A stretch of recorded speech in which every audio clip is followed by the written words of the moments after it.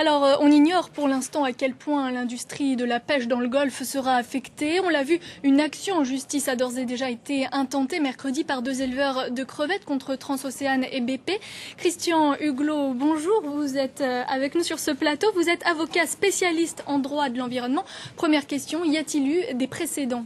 Il y a absolument eu des précédents dans cette affaire.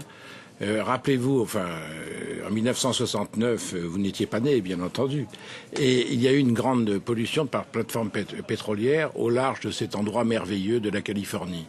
Donc ils ont colmaté au bout d'un certain temps. Il y a un deuxième précédent, celui-là auquel j'ai assisté, puisque j'étais aux États-Unis à cette époque-là, dans l'affaire d'Amoco Cadiz, où c'est l'affaire dite de la Pemex. C'est Ixtoquan, un puits qui était au large du Texas et qui a lâché en quelques jours de pollution plus de 600 000 tonnes de pétrole, c'est-à-dire plusieurs Amoco Cadiz, à peu de choses près.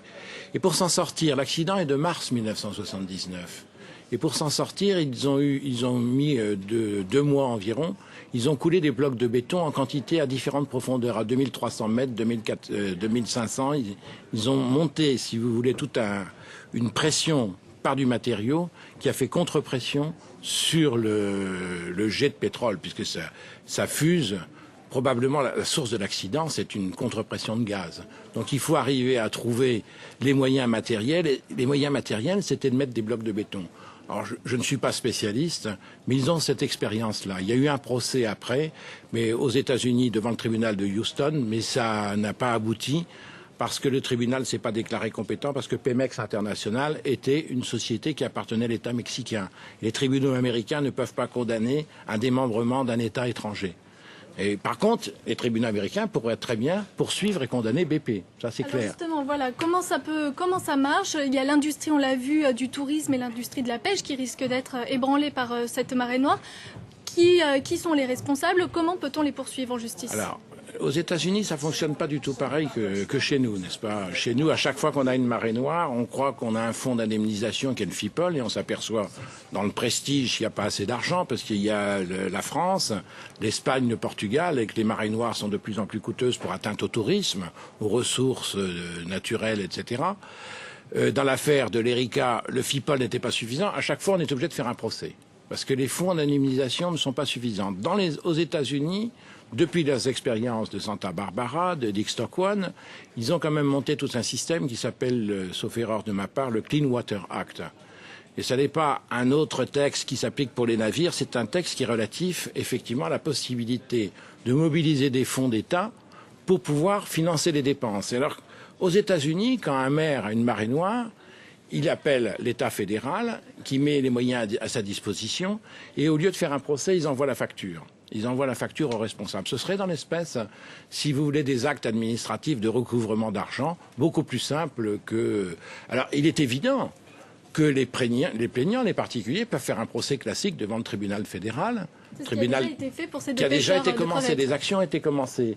Et ils auraient la possibilité de demander ce qui a été demandé dans l'Exxon Valdez. Vous vous souvenez, ce pétrolier qui s'est, écrasé au large de l'Alaska en 1989, qui est avec une fuite de pétrole extrêmement importante. La Cour suprême a validé il y a environ 1 an ce que les tribunaux américains ont ordonné à titre de réparation, parce qu'ils avaient quand même dépensé 2 milliards de dollars pour le rétablissement des côtes, et à travers ce mécanisme, si vous voulez, administratif.